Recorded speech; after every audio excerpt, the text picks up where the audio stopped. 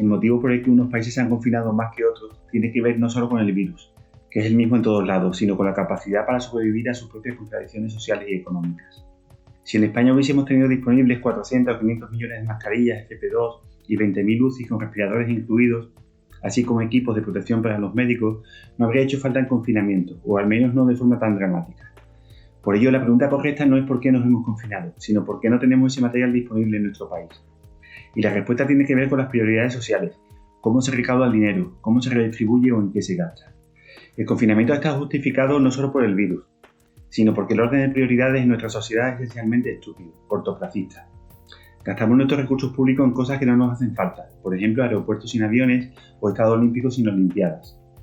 El dinero que nos hemos ahorrado todos estos años en sanidad pública lo vamos a gastar ahora, multiplicado en intereses de deuda pública que pagarán nuestros tataranietos.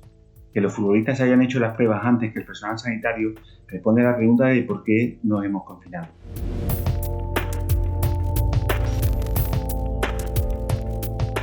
Hasta el inicio de la pandemia, la norma básica era el Reglamento de Protección de Datos de la Unión Europea, que daba prioridad a la privacidad del ciudadano frente a los poderes estatales.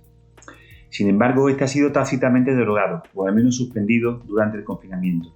En la práctica, ha sido sustituido por un nuevo tipo de regla que dice lo siguiente: la autonomía, soberanía sobre los datos personales de salud, cede frente a la solidaridad, el interés de la sociedad por conocer los datos de salud de una persona, siempre y cuando se garantice la intimidad y la proporcionalidad, lo que se lograría mediante la pseudonimización. Quien trabaja con los datos no sabe a quién pertenece.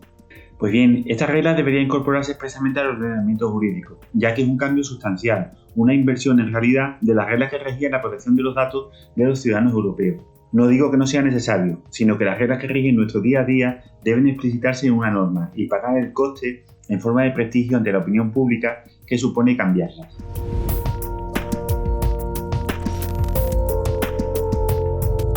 La pregunta clave es si hemos estado sujetos a un estado de alarma desde el punto de vista formal, pero a un estado de excepción desde el punto de vista material.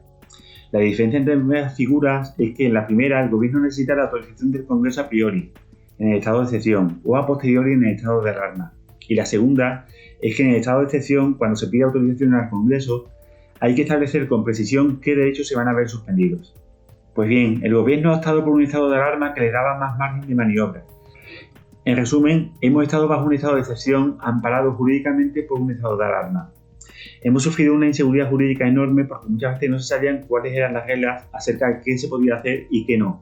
Circular una o dos personas en el coche, ir al supermercado con los niños o no, etc. Con todo, lo más irregular es que la libre circulación de los españoles se haya regido por una orden ministerial, la norma de menor rango jerárquico en el ordenamiento jurídico. En conclusión, no digo que no fuese necesario establecer estas medidas, sino que las formalidades necesarias para ello no se han cumplido, y eso en un Estado de Derecho es básico.